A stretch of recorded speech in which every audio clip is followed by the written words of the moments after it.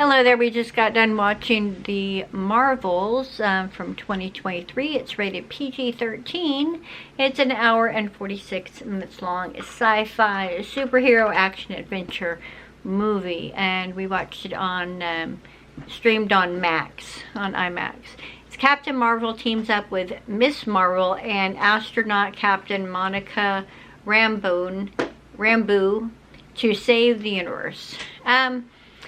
I thought it was okay. It was a little campier than I was expecting it to be. Compared to others? Yeah, compared to some of the other superhero movies. I do feel also like there were some aspects where they tried to make it more girly, if you will. But I thought for a superhero movie with all lady leads, I thought that it was pretty good. Including bad guy lady lead. Yeah.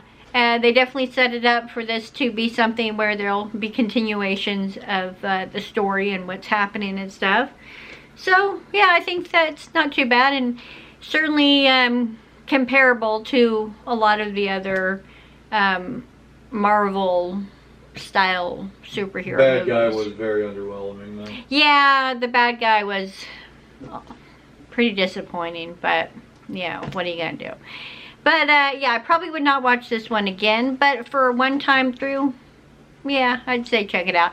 I will see if I can find a link. If I can, I'll put it below. If you've seen the Marvels, let me know what you thought of it. I would give this probably a 3 out of 5. Yeah.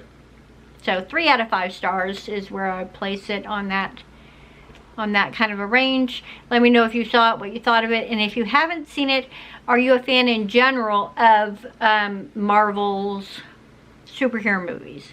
Let me know down below. Thank you for watching, and I'll see you in the next video.